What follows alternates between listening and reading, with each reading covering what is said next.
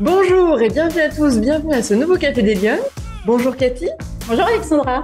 Alors je suis avec Cathy Verquin qui est la nouvelle directrice régionale de la Banque de France. Nous sommes accueillis dans les magnifiques salons et le restaurant du Fourvière Hôtel. Donc on a un petit peu Lyon à nos pieds, Cathy, ce matin. C'est C'est pas ça, désagréable, absolument. Oui. dans un cadre privilégié. Et donc je le disais, vous êtes la nouvelle directrice régionale de la Banque de France Auvergne-Rhône-Alpes. Et de manière un peu piquante, j'ose dire, vous êtes la première femme à occuper ce poste. Moi, ça Exact, m'avait beaucoup exact. marqué. Euh, Cathy, est-ce que vous êtes une femme engagée? Et ça veut dire quoi pour vous être une femme engagée?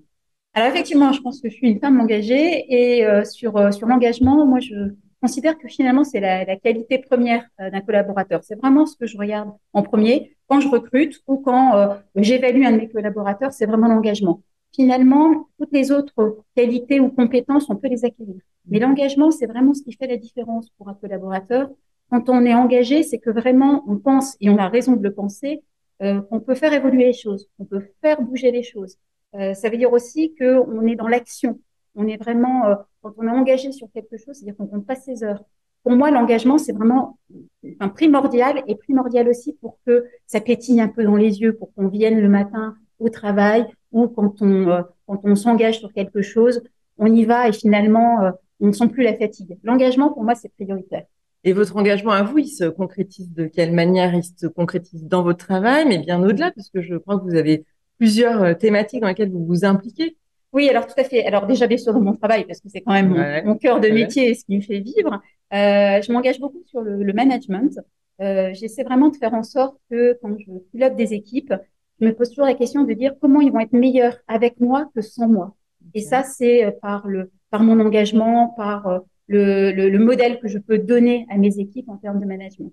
Et en externe, effectivement, je m'engage aussi sur pas mal d'associations parce que là aussi, j'ai cette croyance forte et je suis persuadée que j'ai raison, que je peux apporter ma petite pierre à l'édifice en externe. J'ai des compétences, je suis pas pique de la Mirandole, mais je suis vraiment persuadée aussi qu'en externe, quand j'apporte mes compétences, quand je les croise avec d'autres, on peut vraiment faire 1 + 1 = 3. Ah oui. Et donc vous êtes sensible à la question de la place des femmes dans le débat public.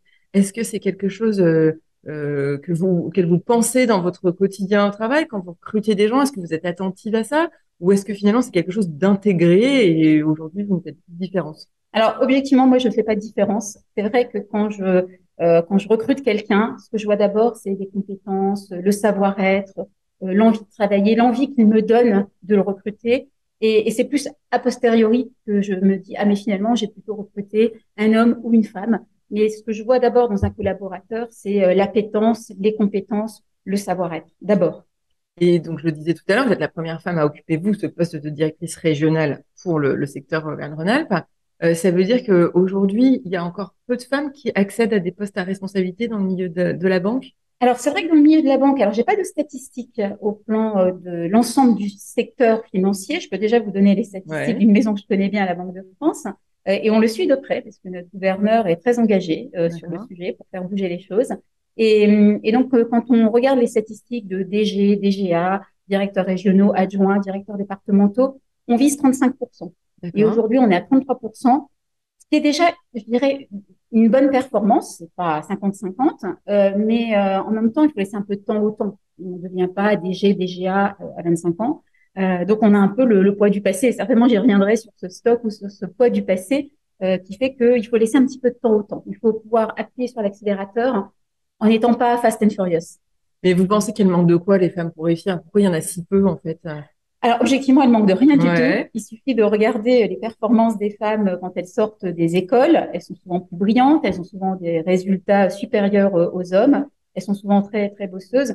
Elles manquent absolument de rien. Mais je pense qu'elles manquent de rôle modèle et elles manquent d'image, en fait. Aujourd'hui, ce qui nous pénalise, c'est vraiment notre passé. C'est-à-dire qu'on a un passé ou un passif qui fait qu'aujourd'hui, quand on regarde c'est quoi un banquier, ben, un banquier, c'est un homme peut-être plutôt qu'un cas en costume, pas forcément très rock'n'roll. Quand on regarde même d'autres professions, moi j'ai jamais vu un électricien qui était une femme. Hein. hmm, Donc si je suis une jeune fille, est-ce que je vais me projeter? Est-ce que je vais me dire, ben, moi je peux aussi poser un télérupteur?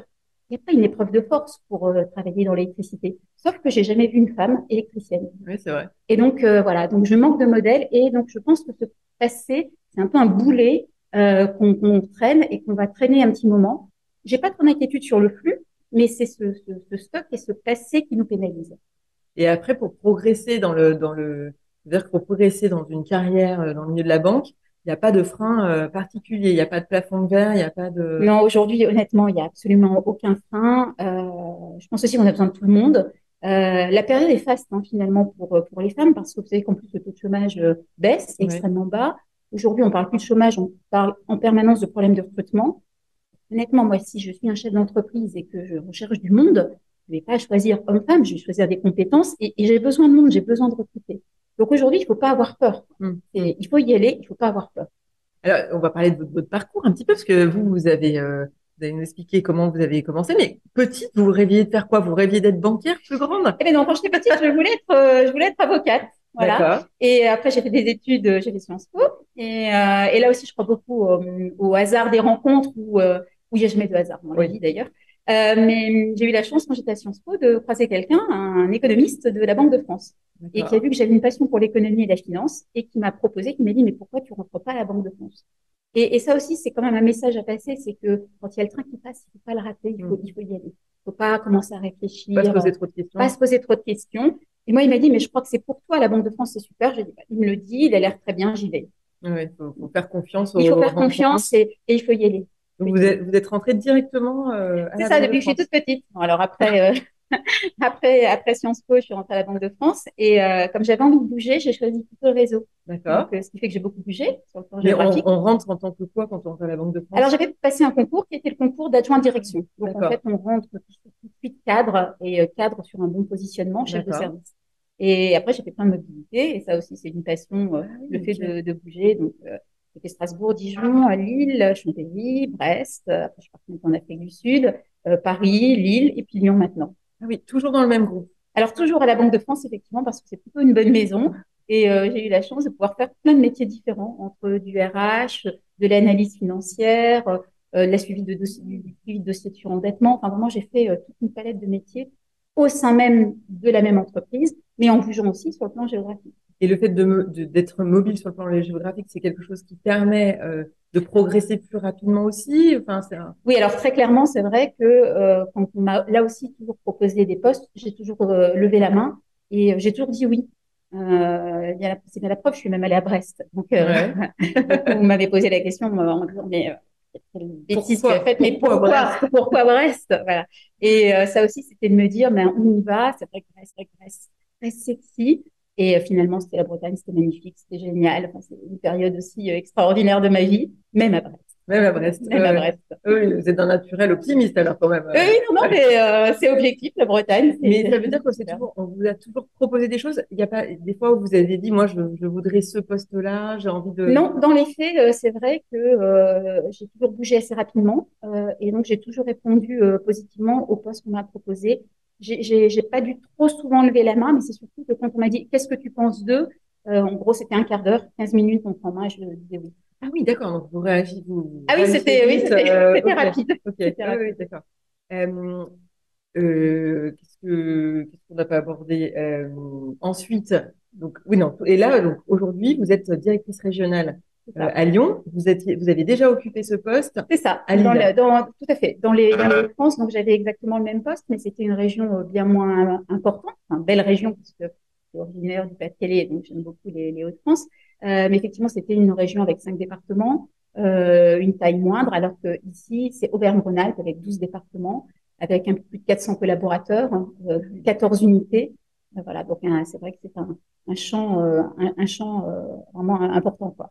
Mais à vous entendre, ça a l'air simple d'évoluer dans ce milieu.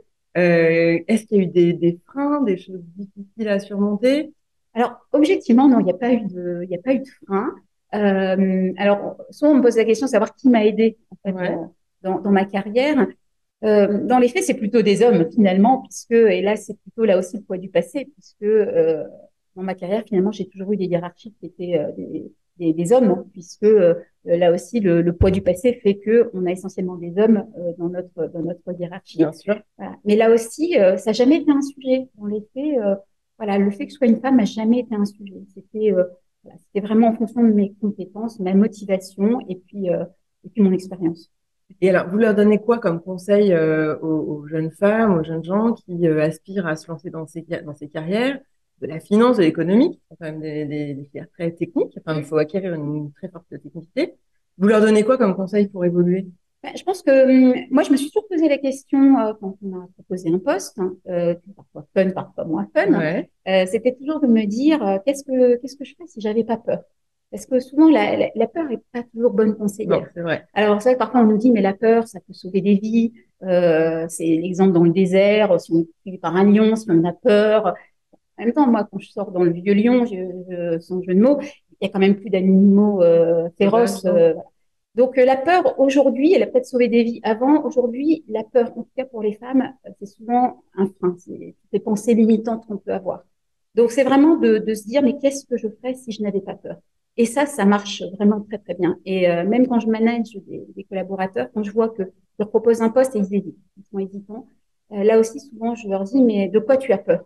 Alors, souvent, c'est, mais non, j'ai pas peur, j'ai pas peur. Et je fais un peu le disque rayé. Mais de quoi tu as peur? De quoi tu as peur? Et souvent, au bout d'un moment, on voit qu'ils commencent à nous dire, alors oui, effectivement, parce que je me disais quand même, est-ce que, enfin voilà, c'est assez intéressant de voir souvent ce sont les peurs et les pensées limitantes qui sont un frein. Et vous, vous avez jamais eu peur? Ben, On n'a pas l'impression. C'est possible, hein, il y a pas de- en tout cas, quand j'ai peur, j'essaie de faire un peu ce rétrofit en me Ouais, disant, et là, si je n'avais pas peur, qu'est-ce que je ferais? Enfin, vous voyez, ouais, bien sûr, bien sûr. je rejoue le match.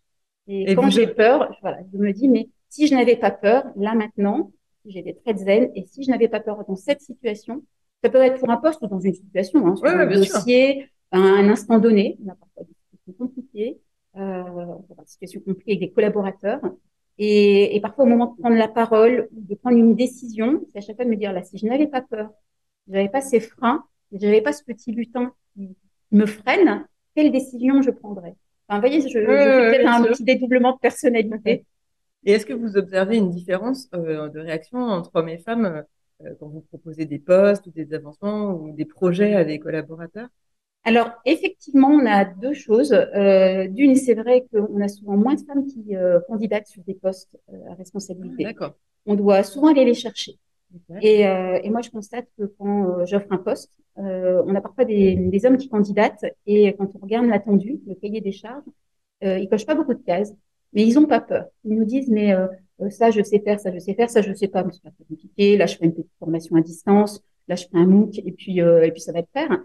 Et les femmes sont souvent plus peureuses et nous disent, mais ce poste-là, il m'intéresserait, mais quand même, j'ai regardé ça, là, mon niveau d'anglais n'est pas tout à fait à l'attendu, j'ai pas le TOEIC qui va bien. Elles veulent souvent être plus parfaites, elles veulent cocher plus de cases. Et ça, évidemment, c'est un frein parce que quand on change de poste, forcément, on passe d'un poste confort à un poste avec de l'inconfort où on a des choses à apprendre. Et ce fait qu'elle se lance moins dans le grand bain, vraiment, c'est un frein dans les faits. Et puis, voilà. Et donc, c'est vrai qu'on doit souvent aller les chercher parce que elles osent pas lever la main. Voilà. Ouais. Et à chaque fois, c'est, ah, mais j'ai pas toutes les compétences. Et là, c'est un peu les pousser en disant, mais on te demande pas non plus de cocher toutes les cases en H24. Oui, et puis elles ont effectivement tendance à pointer tout ce qui ne va pas dans ce Voilà, c'est cas-là. ça. Voilà, c'est ça. À moins se lancer. Ouais, ouais. Se vendre, c'est plus compliqué. C'est ça, ouais. Et alors, Cathy, si vous aviez une baguette magique, qu'est-ce que vous feriez pour que les femmes, elles s'engagent plus dans le débat public, dans l'espace public, que ce soit dans leur vie personnelle ou professionnelle, hein, s'entend. Alors, si j'avais une baguette magique, alors dans les faits, j'en ai pas, et je pense qu'on a quand même la chance. Objectivement, il faut aussi voir les choses positives. On est Ouais, quand même dans un pays où on a beaucoup de chance, un pays où on a fait beaucoup de choses aussi pour les femmes. oui. Je crois qu'il faut pas du tout être parano. Aujourd'hui, on peut tout faire quand on est une femme. Il y a plus, enfin pour moi, il y a plus de frein. Ou alors c'est vraiment l'exception. On pourra trouver l'exception. Par contre, on manque peut-être de rôle modèle. C'est vrai que, alors on a des rôles modèles, mais il ne faut pas retenir que les rôles modèles exceptionnels, Mm. extraordinaires sur papier glacé. C'est sûr que si on ne vante que les rôles modèles que sont Delphine Ernotte, Michelle Obama, Christine Lagarde, j'imagine la jeune fille de 15-16 ans qui se dit mais moi Michelle Obama c'est juste pas possible, Ouais. mon milieu social fait pas ça, c'est inatteignable. Et donc, je crois qu'on doit faire un effort, on doit surjouer les rôles modèles de femmes dans des postes à responsabilité ou des postes plus modestes. Je suis infirmière et j'ai progressé dans ma carrière. J'ai pris maintenant la responsabilité d'un service. Je suis dans un métier qui était plutôt estampillé masculin, mais je m'éclate dans le bâtiment, dans le TP. Je pense qu'on doit multiplier le nombre de rôles modèles et pas seulement les têtes d'affiche. Oui, c'est ça. Et surtout Ouais, ne pas s'intéresser aux gens que lorsqu'ils ont réussi ou qu'elle a c'est réussi, ça, il y voilà, a c'est aussi ça. un parcours en Voilà, fait. on doit compenser cet effet stock où quand je regarde derrière moi, je ne vois que des hommes politiques, que des hommes médecins, que des hommes chirurgiens, Chef que des d'entreprise, ouais. hommes chefs d'entreprise. Et on doit surjouer le fait qu'aujourd'hui, tout est possible pour les femmes et dans tout le spectre des champs professionnels. Très bien. Bah, écoutez, Cathy, je vous remercie beaucoup d'avoir Merci pris ce beaucoup. café des Lyonnes avec nous ce matin. Mesdames, vous savez ce qu'il vous reste à faire. Donc, jouons les rôles modèles et n'ayons pas peur de mettre en avant des femmes. C'est ce que nous voulons de faire, en tout cas ici à l'équipe des Lyonnes. Merci beaucoup d'avoir suivi ce café depuis le Fourvière Hôtel aujourd'hui. Et je vous retrouve la semaine prochaine pour un nouveau Café des Lyonnes. Bonne semaine.